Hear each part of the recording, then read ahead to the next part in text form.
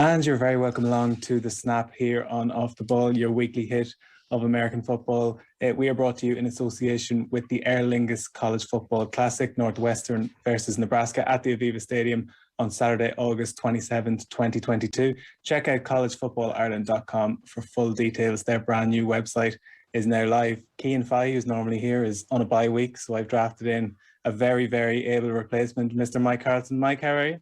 I'm good. I'm looking forward to that game, the Aviva. I think I started looking forward to it when I was up in Dublin doing that Super Bowl preview, which would have been the year before last. It was in the schedule, but it's such a great idea to get the college teams over there, and college football is so much fun to watch as well. Yeah, and I think on that night you were regaling us with your experiences in this country, and we were obviously doing the Super Bowl preview, as you said, and I think we predicted the Chiefs would win that day, and we were proven correct, but we couldn't have predicted what was going to happen in the weeks which followed. It was only a few weeks before lockdown, obviously. Like last season was a bit of just a strange anomaly, but are you getting the sense from this NFL season that things are somewhat back to normal? Yeah, there are a couple of changes that are sort of lockdown related, and the biggest one is the expanded practice squad and the extra flexibility that teams have to both sign players to the practice squad. They can sign veteran players, a limited number of them, and to activate and then deactivate them, which gives them a certain amount of more flexibility. And it's funny because one of the talking points of the season so far, especially after week 5, was how badly the kickers were playing. Week 5 was, I think, the worst week in NFL place kicking history since I don't know when, soccer style kicking took over or the goalposts were moved back, but it was monumental in terms of misses.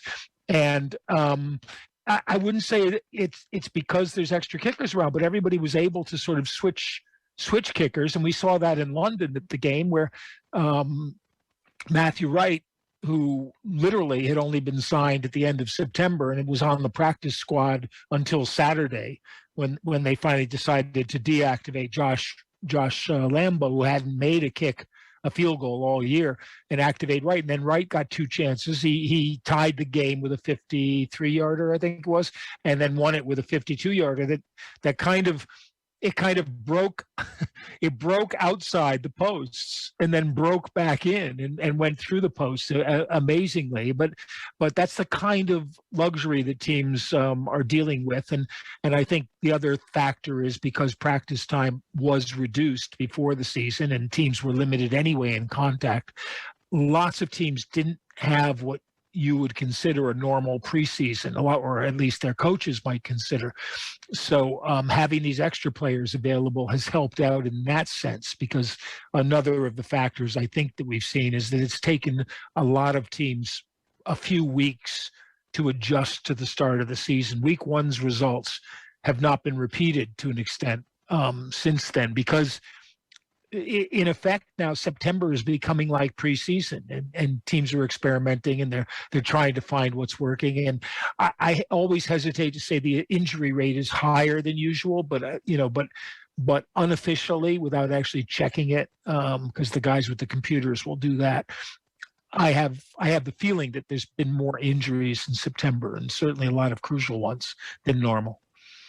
Yeah, just on a broader point, and I know we spoke about the London game just off air, and we'll get into that in a moment, but like I didn't get to tell you that time in Dublin, but like my first experiences of the NFL were watching yourself. I think it was Ron Woodson at that Super Bowl on the BBC, and that kind of got me involved in the whole sport. And then I ended up picking the Ravens as my team, which is kind of a tangential thing, but then latterly yourself and Nat Coombs on Channel 4. So like the swelling popularity of the NFL, which had already started long before I got into it, has kind of grown and grown.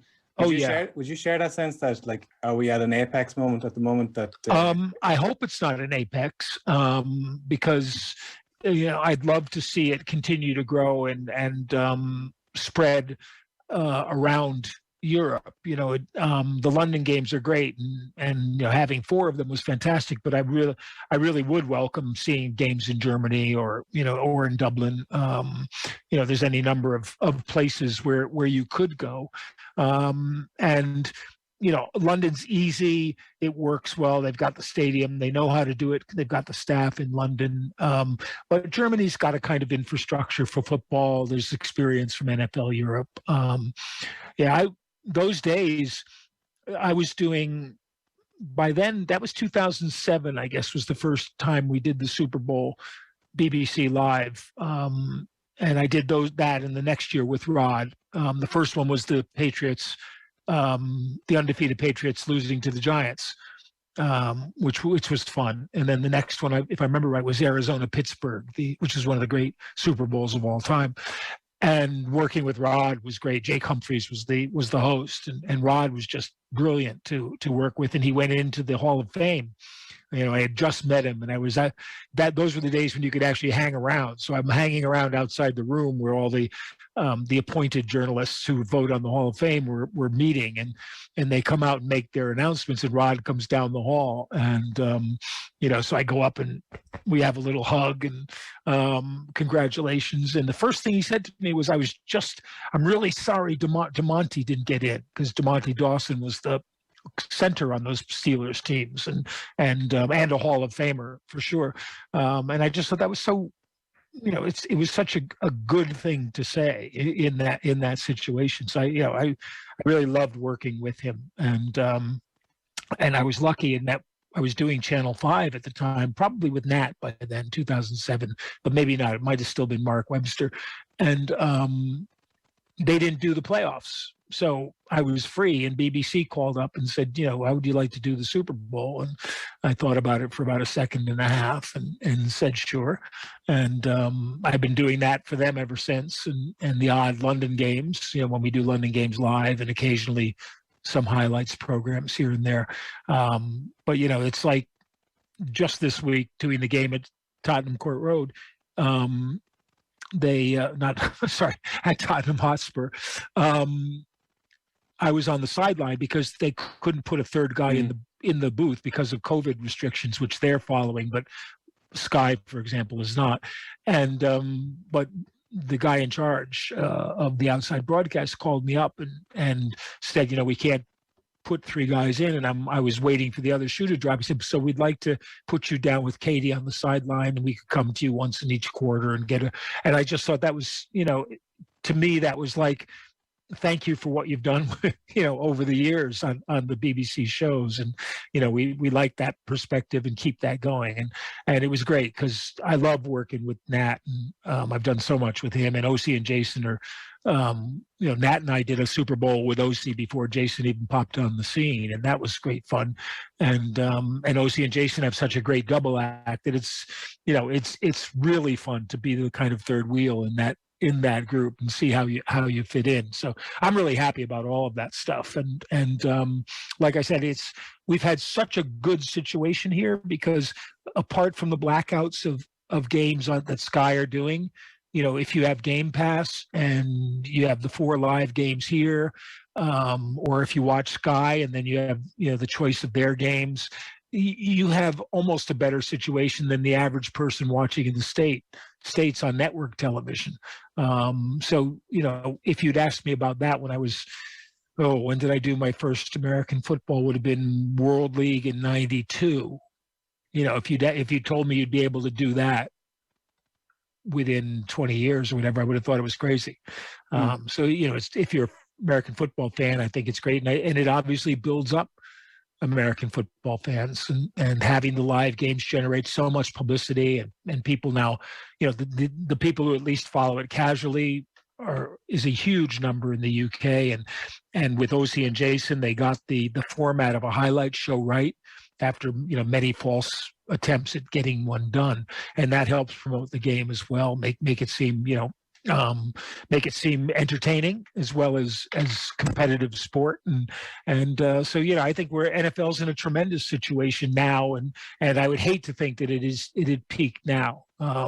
I would like to think it'll get a little bit bigger and better. And of course, from the NFL's point of view, more is always better. So that's, for us, that's probably in the short term at least a good sign, because there will be more before there's less.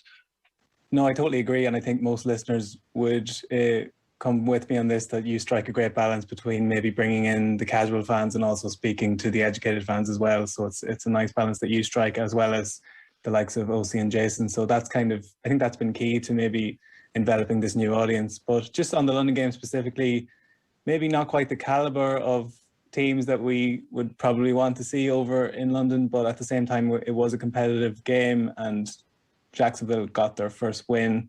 Just that Trevor Lawrence was a quarterback. It hasn't been quite as smooth a transition for this class of rookie quarterbacks as we might have expected. What has your read been on them? And like, is Mac Jones the standalone standout, or what have your thoughts? No, I don't think so. But there's I mean, you can never predict what the games are going to be like. And in a sense, Jacksonville's kind of committed to coming here all the time. And in a sense, teams feel the purge less if they're not good. But Miami was supposed to be a good team. Miami was 10-6 last year. They should have been better this year. I think we discussed in the show maybe why they weren't. And both games were competitive, which is the main thing you want to see. You know, the worst thing is when you have a one-sided game and the audience finds less reason to stay there. And I mean, one year the Patriots-Rams, which on paper looked like a really good matchup, kind of Super Bowl revenge game 2 years later, was awful. It was 45-7 or something like that, and not that much fun to watch. So in that sense, I was satisfied. And selling point of this game, with Miami being bad as well as Jacksonville, was to see Tua and Trevor Lawrence. So tank for Tua, tank for Trevor. Tua wasn't the first quarterback taken in his year, and shouldn't have been. There was no question about that. I was surprised Herbert didn't go before him, as well as Joe Burrow, but people were still thinking Tua was the deal. And so I found the game curious and interesting from that point of view, because the problem evaluating rookie quarterbacks is generally the ones that play tend to have to play because the teams around them are not very good and they don't have much choice. I think it's probably better, well, and I think history confirms that quarterbacks have a year to learn, or have some time to learn. And obviously they will do better when they have a solid offensive line, when they have offensive weapons, when the defense keeps them in games. So, the situation for someone like an Aaron Rodgers, say, who gets to sit a year behind Brett Favre, is kind of your ideal. But it doesn't happen often. Peyton Manning had a lousy rookie season starting for a lousy team in Indianapolis, and they built around him. Lawrence does not have a good team around him, but in the game against Miami, he was able to overcome the team's deficiencies for the most part. And they at least learned a lesson and kept him out of the pocket as much as possible. He got killed whenever he had to stand in the pocket. They moved him around. It was a very simple, both teams ran pretty much very simple play calling. And I thought he held up pretty well. He knew he had to make plays if they were going to win, and he did. It was a game the Dolphins basically let the Jags stay in for too long and then lost. I think they had a couple of not quite bad breaks, but calls that went against them that could have gone either way, would be the fairest way to put it. Brian Flores never should have challenged his first challenge, because once the officials had overturned it on the field, they were never going to overturn it back. It was ruled a completion, and then someone got into John Hussey's ear and said, no, it's an incompletion. Once he did that, there was no way they were going to come back and say it was but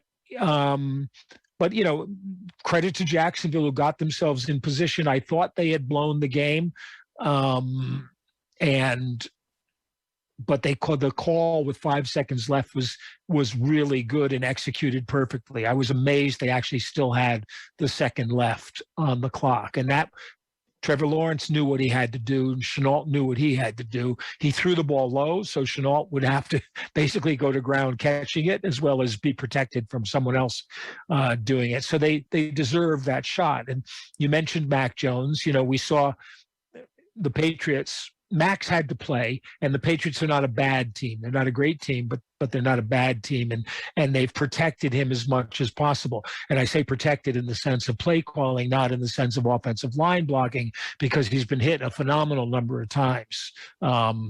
He's not been sacked because he gets rid of the ball quickly, which is one of the things they saw in him, the comparisons with Tom Brady. But he gets hit a lot because they just can't protect him very well, especially when they've got backups in the line. But we saw the Patriots in a similar situation to Miami. And remember, they're similar defensive teams. Flores and Belichick have a similar philosophy in that they want to get you into a down and distance where they can anticipate what you're going to do and then stop you from doing that. So they're both very good third down defensive teams because they'll try to take away your first 2 or 3 options on third down and whatever the yardage is. But the Patriots allowed Dallas to get 24 yards on a 3rd and 25, which then set up Zerline to kick the tying field goal to send the game into overtime. And that's inexcusable. I mean, that's like the famous one in Philadelphia where they gave up they let someone convert a 3rd and 26. You just can't do that. Your players have to be aware of what the situation is, and not allow that to happen. So I think Mac Jones has played very well. I think if he stays healthy, he'll probably be what they want him to be. I think they spent a lot of money in ways that I don't quite understand, but maybe as the season goes on, they'll integrate those 2 tight ends more fully. Aguilar has been for them exactly what he was in Philadelphia, as opposed to what he was for one short season in Las Vegas with the Raiders. And that's a disappointment because they needed him to be a deep threat who didn't drop balls. And he had a crucial drop last week. It's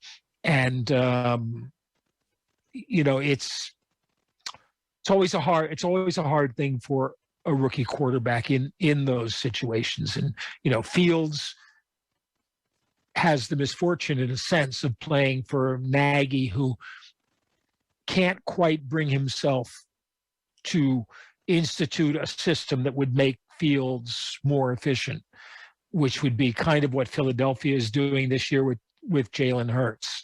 And you could call it single wing football, but you basically accept that Hurts is going to be in the shotgun and you're going to be running your offense through him.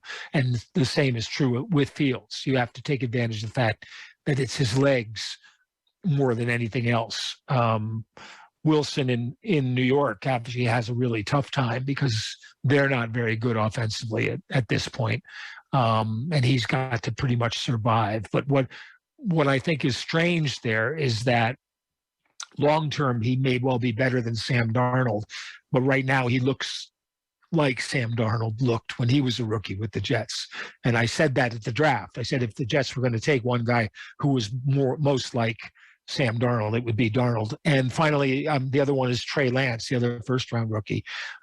You've also got Davis Mills, who's actually done pretty well with Houston, again, on a team without a whole lot of offensive weapons. And he doesn't have the big arm that you might want, but he stood up under fire for whatever that's worth.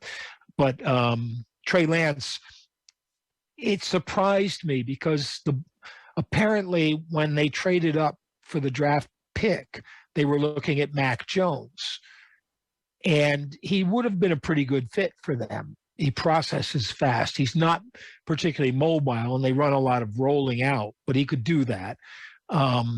Lance obviously needed a year sitting down behind someone. There was no way in the world Jimmy Garoppolo was going to get traded or that Lance was going to start ahead of him because he'd only played one game the previous year. he'd had one season, a great season, but it's at North Dakota State. That doesn't prepare you to make the quick jump to the NFL necessarily. And he's not a perfect fit, or put it this way, Shanahan's system doesn't give him isn't built for a running quarterback per se. And Lance has the arm to be in that system and play it, but you're also losing some of the skill, which we've seen when he gets into trouble. And I'm sure if he's the starter at the start of a season, you'll see a more varied offense that will help him. But I doubt he's going to be hugely effective until next season, when they can kind of start and build around him as a starter, because I'm assuming by next season he will be the long-term starter there. But the basic rule holds that the best quarterbacks go to the worst teams, and it makes their development that much harder. No, that was true. A long answer, by the way. No, it is true. And like Mac Jones, a product of his environment as much as anything. And like it's easy to point to him as the one that's flourishing at the moment, but that's probably because he's landed in the best system relative to the others probably. And Trey Lance is probably only finding his feet given Jimmy G started the season. But we've kind of rattled through the AFC East there in terms of their quarterback issues. Miami probably at a point where they have to duck or dodge on Tua, and then the other two teams have rookie quarterbacks. The Bills obviously were being touted as not just the best team in that division, but the best team in the AFC. Had a slight hiccup there on Monday night. Like Josh Allen, if we're talking about rookie quarterbacks, he's probably the totem that you can point to as someone who had a shaky first year, took a huge leap forward in year two, and is looking really good in year three. Josh Allen, very unusual in the NFL to have that kind of progression, mostly because the book on him coming out of Wyoming was he was not an accurate thrower. He was a big-armed, strong thrower. They didn't realize he could run the way he does because he didn't run that much at Wyoming. But accuracy is not something that can be taught per se, because accuracy is a matter of how you hold up under fire and what you see and how quickly you process decisions. So there are quarterbacks who are accurate throwers but not accurate passers because, put simply, they wait for the receiver to be open before they throw. There are quarterbacks who can throw to a receiver but can't place the ball to where the receiver either is the only guy who can make the catch or in stride can make the catch and keep going. That's the kind of thing that in Shanahan's system, for example, is crucial. You have to be able to hit those crossing receivers in stride so that they can turn upfield and get extra yards. That's what it's all based on.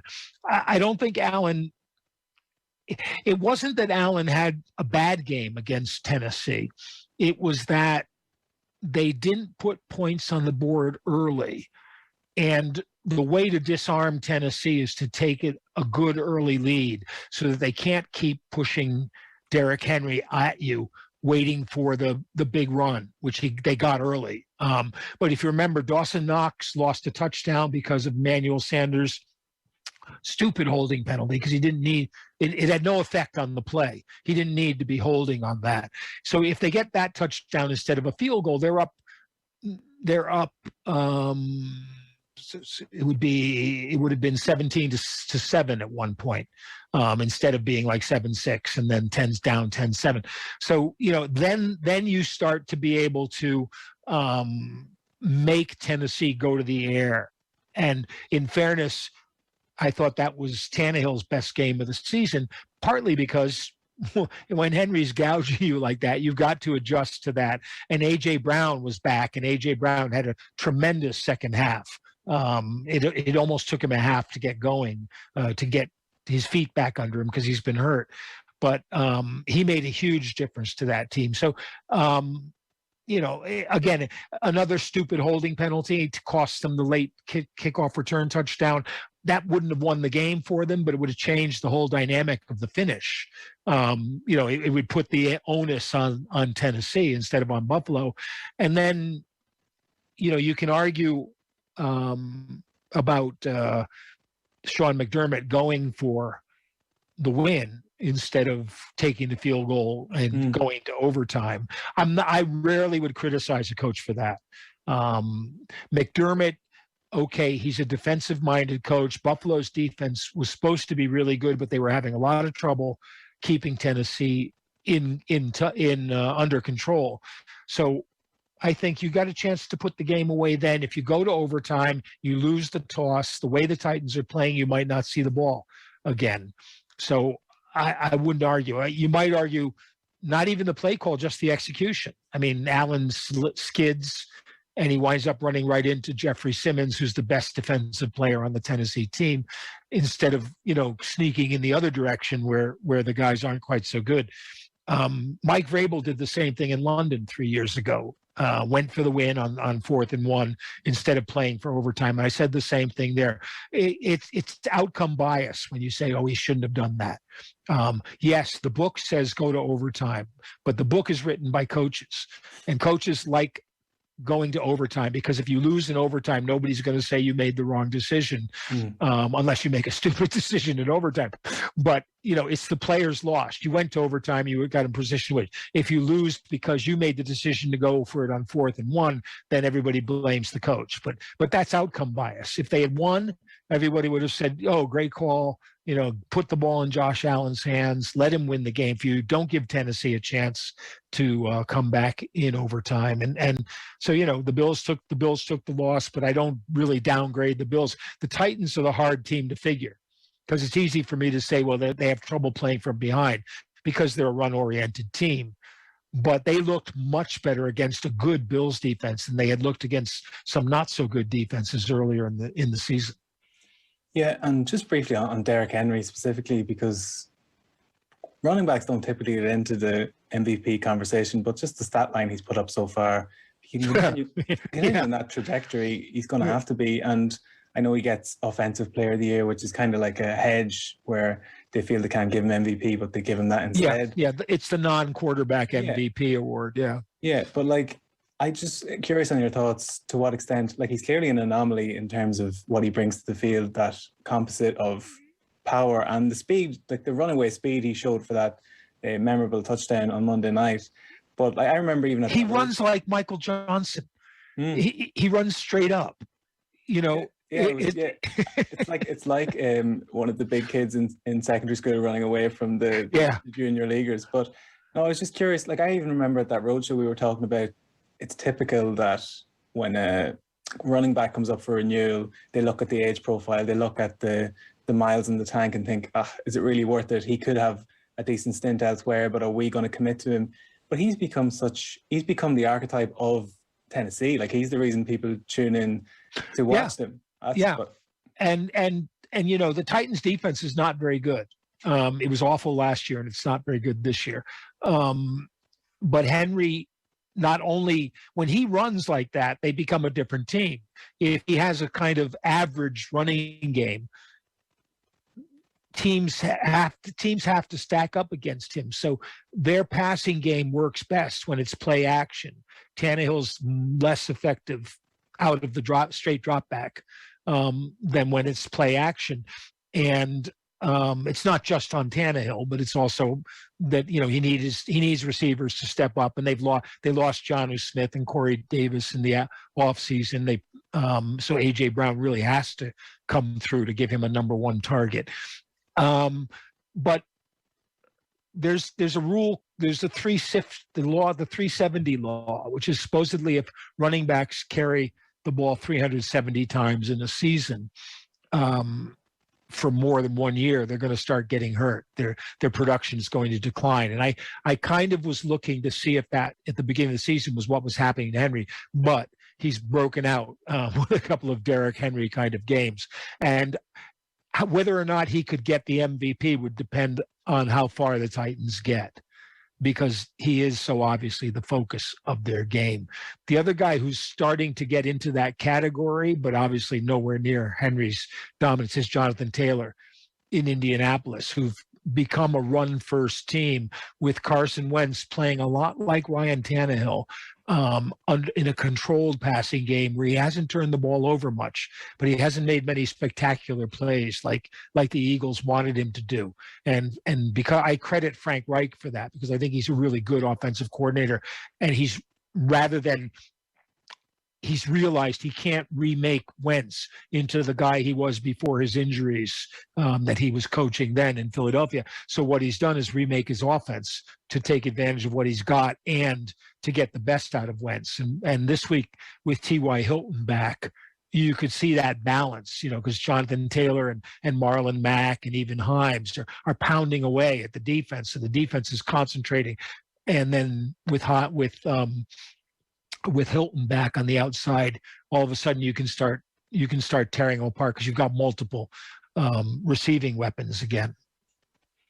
And just elsewhere in the AFC, we should touch on the game, what looked like the game of the weekend on paper, which was Ravens against Chargers. It turned out to be a very one-sided affair. And you look at the scoreline, you presume another Lamar Jackson masterclass. Wasn't necessarily the case, although I'd be curious to hear what you've thought of his season so far. Another man in MVP candidacy. But the Ravens defense actually showed up quite well, and it was a rare off day for Justin Herbert, who probably didn't adapt as well as he normally does to the pressure from Wink Martindale's defense. Yeah, and Wink, it's funny because David Colley, one of his assistants, is now the head coach in Houston.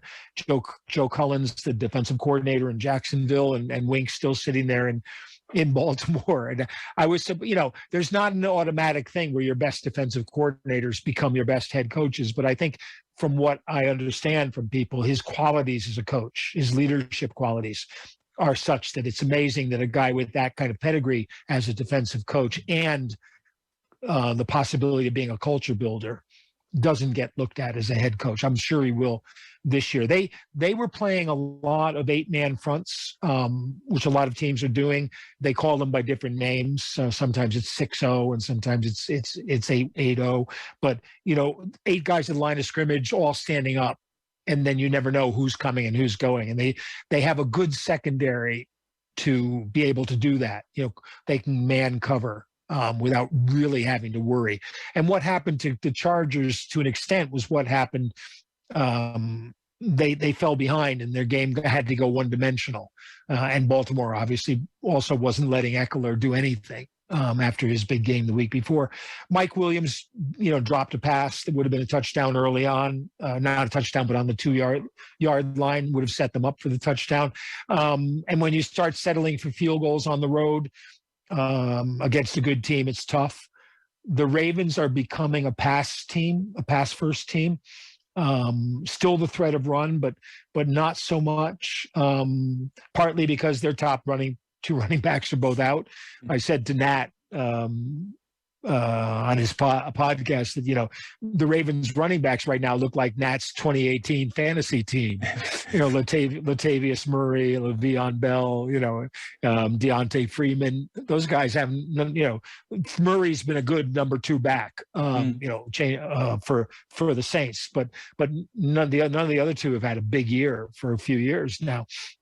So they've gone to Jackson throwing a bit more on not necessarily play action passes or run pass options. And Bateman came back this week. He's the rookie wide receiver from Minnesota who gives them an X receiver. He's big and tall and he can move.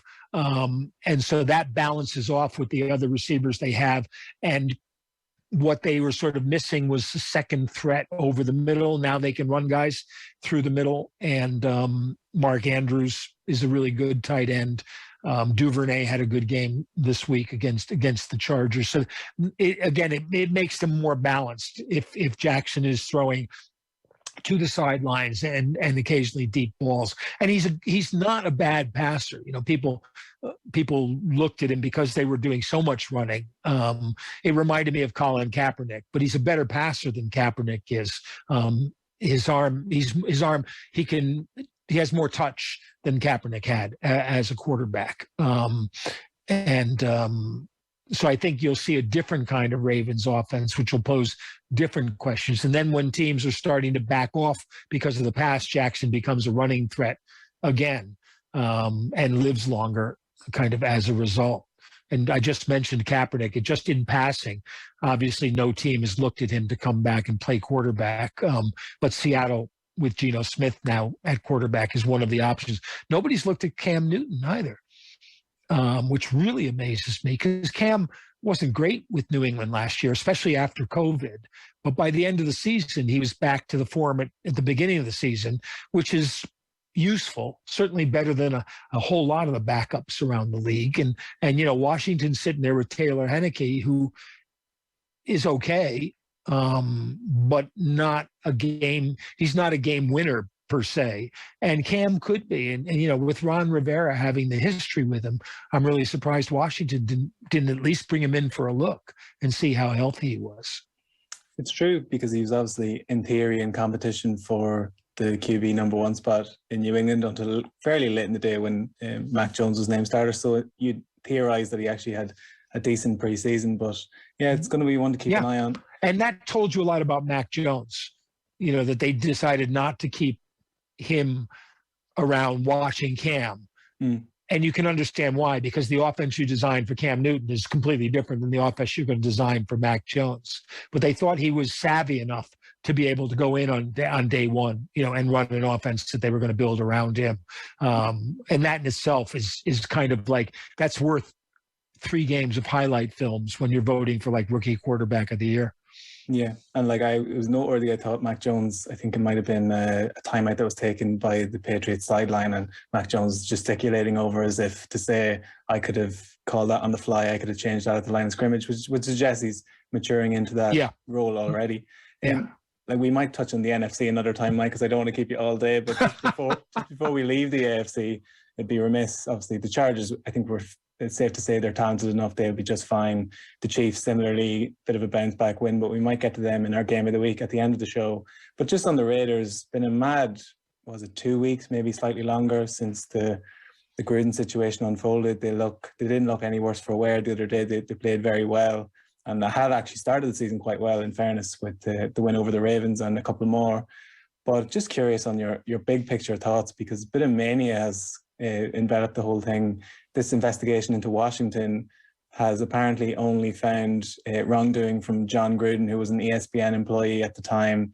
The NFL say of the other thousands of emails, no one else has necessarily been incriminated yet. It remains to be seen. I know it's a developing story, but just, I know we haven't spoken to you this year. Your top line thoughts on that whole situation, Mike?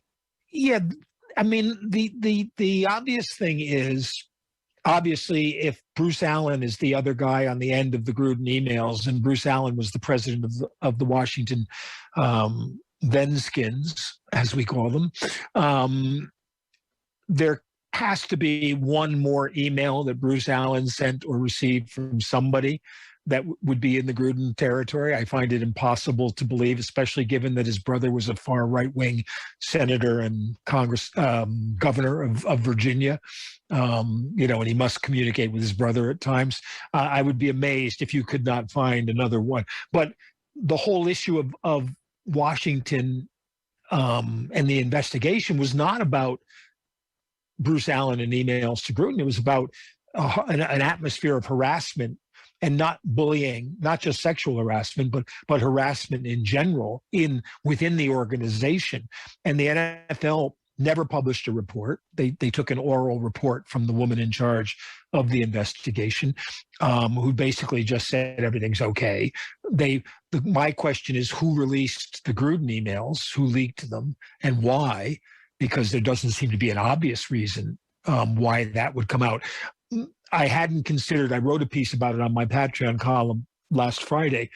I hadn't considered a time that it could simply be diversion, because as I said on another level, if the NFL were leaking them, they would have to realize it would result in people calling for the whole treasure trove of emails to be released, which the NFL would not want to do, whether or not they had incriminating stuff about Washington and the people who were suing them, alleging abuse, because they never want their business revealed in public. They don't want people to know how much money they actually make, what the books are like. And there could have been discussions of that going on. So it technically wouldn't make sense for the NFL to open that door, although I'm sure they think they can keep it closed if they want to.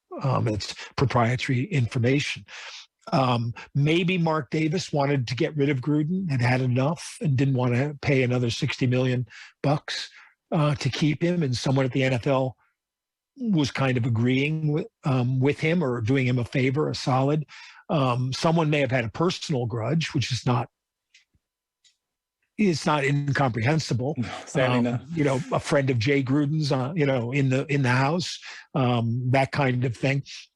But it really seemed an odd thing to do. And when it first broke, my first thought was Gruden would survive, because the first tranche of emails were something he could get past if he was honest with his team. And the problem is, I don't think John Gruden is essentially an honest person. I think he tends to tell people what he thinks they want to hear or what he needs to tell them, and different things to different people. So, you know, there were anti-gay slurs, but he had the first out gay player in the NFL on his team. And apparently they were, you know, Carl Nassib was happy with, you know, the support he had received when he decided to come out. He obviously had a good relationship with black players on the team, and they were, you know, they were shocked. They were kind of shocked by it, but okay, it's 10 years ago. It was a specific situation.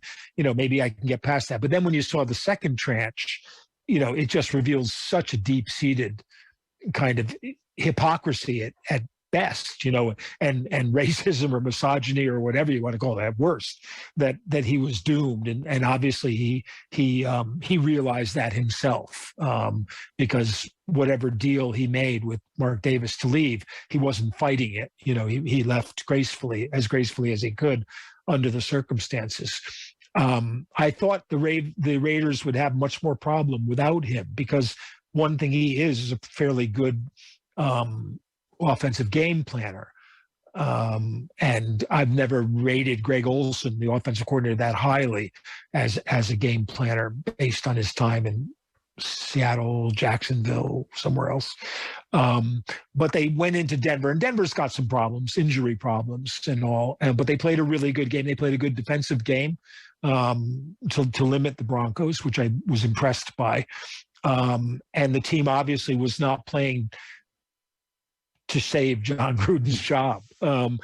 Interestingly enough, you know, all this happened a week after Urban Meyer. It didn't appear to me that the team was playing to save Urban Meyer's job. And, you know, I hate trying to, I shouldn't do it, but I do. Everybody does. You psychoanalyze what you watch on the bench, but I was right behind their bench for most of the game. It was a whole totally different situation. Urban Meyer's problem was that he didn't travel with the team, which in the NFL, this isn't college. And in the NFL, you have a closer personal relationship with those guys, whether you interact with them or not, whether you leave that to the assistant coaches or not. And you set the tone. They had played a good game against Cincinnati and lost. And so this was the time for Urban Meyer to be on the plane and say to the guy, you know, tell the guys that had played well, they'd played well. You know, tell them how hard you'll be working next week. You've got the long week to prepare, take the days off. You've done well, you know, now next week we got a game we can win.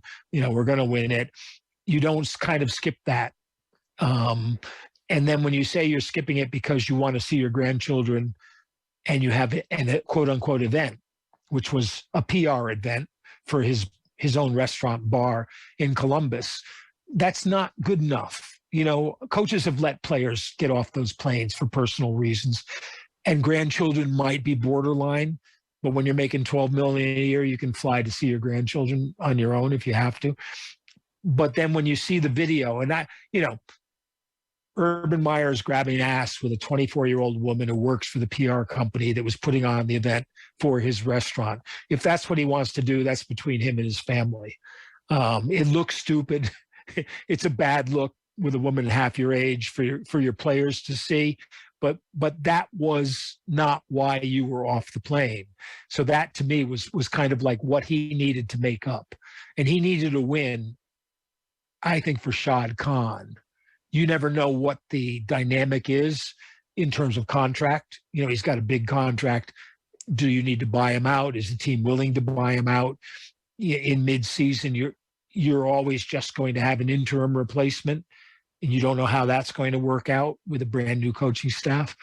So there was all that going on. But in team, I don't know if the team was playing to keep Urban's job Now they've got a bye week, which hopefully, he uses to bond with the team, to build off of that win and what they did well. And we talked about Trevor Lawrence, but I would have thought before the second tranche of emails came in that Urban's job was more dependent on results than Gruden's was. And I might even write it this week, but when you hire coaches, I talked about it with Wink Martindale. The two things that get coaches hired generally are either scheme or culture. They hire some coaches because they're geniuses with offensive schemes. Some teams hire coaches because they'll build a winning culture, or they think they know how to build a winning culture. You can make a short-term fix for a guy who just comes in and like a drill sergeant kicks butt, but that doesn't work in the long term. College coaches are kind of a different thing because the dynamic's so different. Cliff Kingsbury, for example, was a scheme coach. Matt Rule was more of a culture coach. And they were guys who played at universities without the built-in advantage of always having access to the best players, because it's easier to recruit them when you're Ohio State or Florida, where Urban coached at those two places.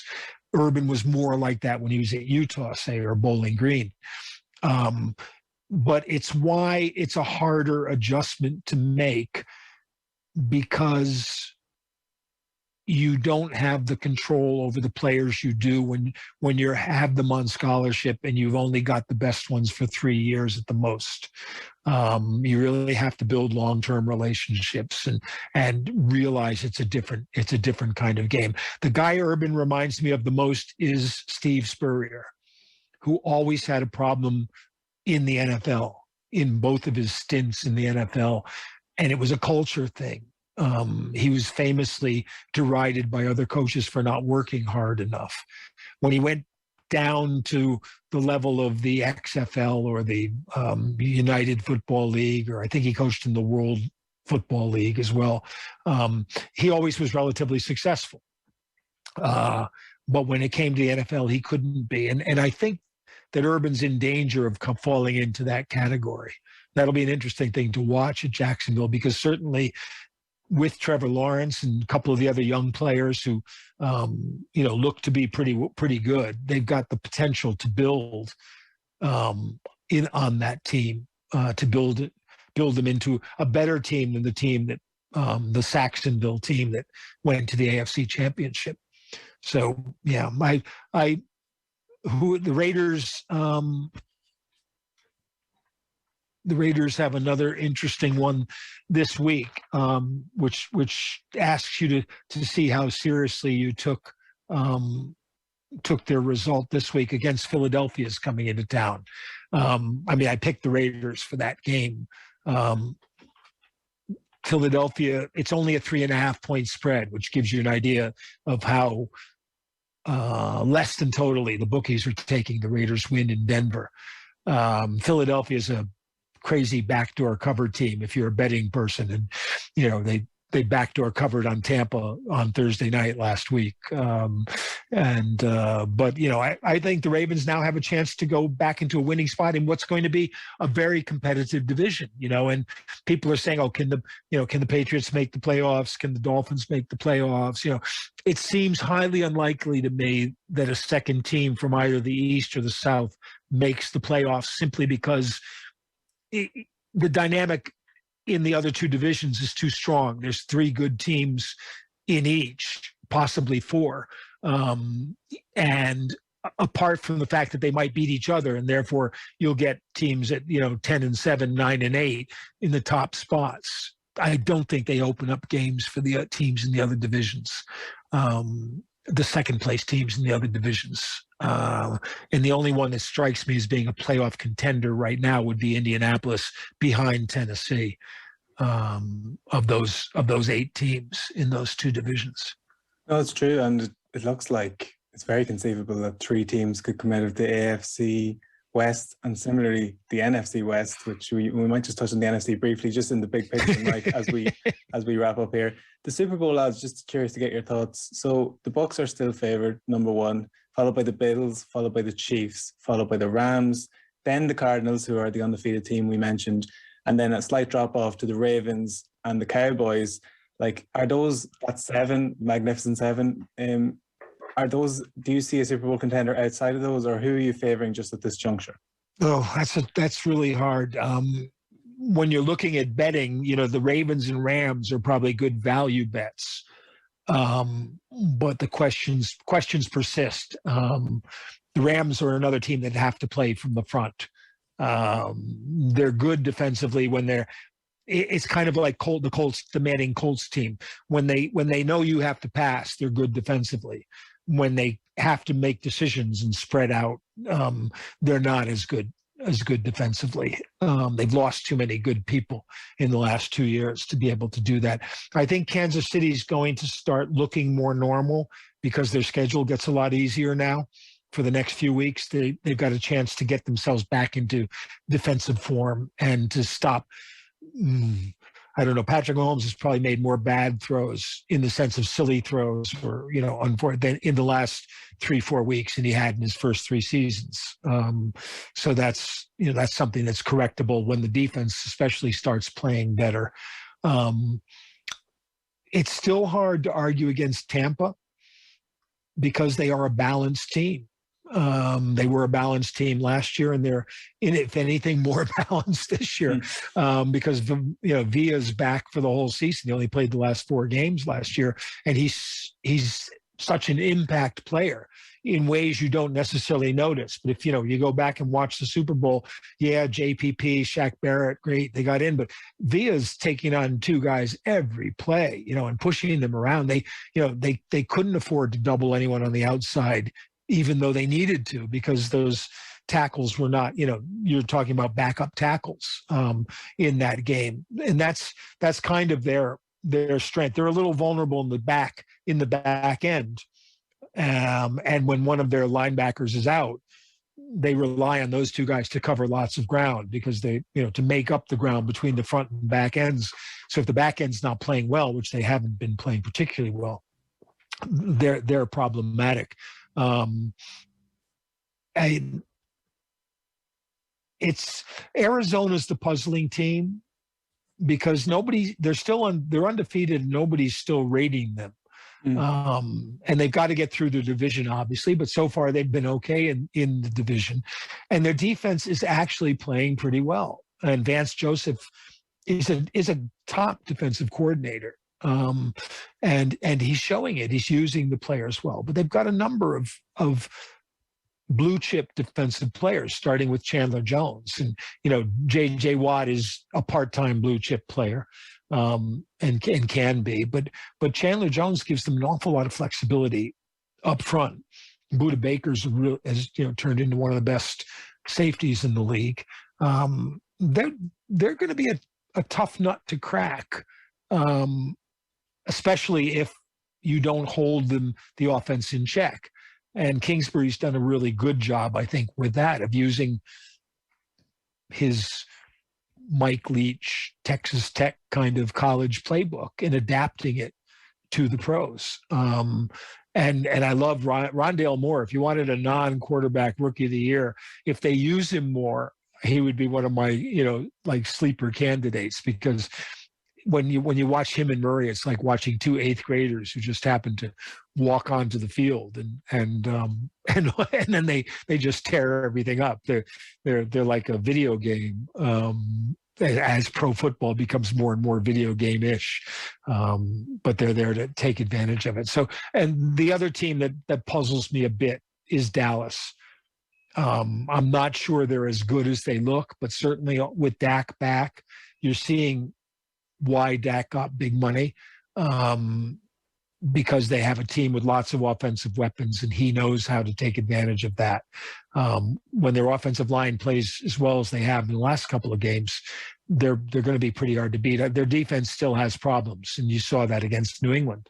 But Washington being one of the disappointing teams of the season. Everybody was saying, and myself included, look at the people they've got on defense. And, they're big name people, but they're not playing like big name people. I can't put my finger on why that is. whether within Ron's system there's not enough room for them to become big name people. But that wasn't the case with, say, Julius Peppers when he was in Carolina, and Carolina for a couple of years was really great because of the tackles, who were not big name. No tackles apart from Aaron Donald ever are big name people in terms, because they don't get the stats, but they were an inside dominant team. And maybe it's because they don't have linebackers to the quality of Thomas Jones and Kuechly in their prime. That may be the reason why they're another team that's dependent on those linebackers. Buffalo's the same way, kind of, and that makes it a little bit harder to stop the run if your front four can't do it. And that's one of the things Tennessee took advantage of. But yeah, so the NFC is an interesting question, and one that before the season, everybody was saying, well, the AFC will be the competitive one. And, if it's not Kansas City, but the NFC right now may be the more competitive of the two, with more good teams that could go a long way. Yeah, certainly, and you've laid it out very well there. Just lastly, before we go, our competition game for the week is Chiefs at Titans. Chiefs are favoured by 5.5 points in Tennessee. Co-branded merch to give away as normal for that. So just all you have to do is give us your winner against that spread. Tweet at Off the Ball using the hashtag OTB Snap, and you can be in with a chance to win that prize. Mike, are you leaning anyway on that particular game? I tell you, before Monday, I would have told you Chiefs and give the points. The Titans are so vulnerable defensively. What I said about going out in front early, if there was ever a game that just begs the Chiefs to do that, I would say this one is it. And their defense has been so bad that the Titans might be able to run and take it. I don't like the Chiefs giving 5.5 points on the road, basically. So I'd say Titans. No, I think I'd row in behind you on that. It'll be interesting to see what people think. So once again, just reply wherever you're watching this stream, or you can tweet us at Off the Ball using hashtag OTB Snap and just give us your winner. Mike, you've been really good with your time. Just if people want to check out your stuff, you mentioned your Patreon. Yeah, it's you go to patreon.com, Mike Carlson, FMTE. I do a podcast for Betfair every week, and one with Nat Coombs on Mondays, where we kind of try to go through the games, which is always awful because I wind up watching Red Zone on Sundays. And, like everybody, I love the idea of Red Zone, but I hate the reality, which is that I don't see enough of the games to understand what's going on, especially when you see a play and then just as they start the replay, they cut to another play. And the replay was going to show you either what happened, or there was a penalty, a flag thrown, and you would see what the flag was and whether it was a right call or not. So that becomes really frustrating. But you're watching 7 hours of no commercials, football as it's billed. So most weeks I watch Red Zone, and then I try to get up early in the morning and watch as many highlights as I can. And the 40-minute game pass is great for the 40-minute edit and the coach's film, which make a huge difference in what you do. And at Carlson Sports as well, if anyone wants to follow. Yeah, if you want to troll me on Twitter. I've had guys trolling me the last week about the betting podcasts because I'm my strength is analyzing games, not necessarily picking spreads. I do pretty well picking straight up, but picking spreads always has been a hard point. And I do tend to kind of like when I'm betting I bet more overs and unders and prop bets than spread bets, unless I see one that's really juicy. But even those don't always pay off. Well, Derrick Henry is a one-time touchdown scorer. Was a pretty good bet last. Anytime touchdown scorer was a pretty good bet last week. A pretty good bet all the way forward, I would say. I would think so too. Yeah, in great form. But Mike, it's been a pleasure. It's always great having you on Off the Ball. So thanks a million for taking the time. Thanks, Ronan. And thanks to everybody for listening. We'll be back next week.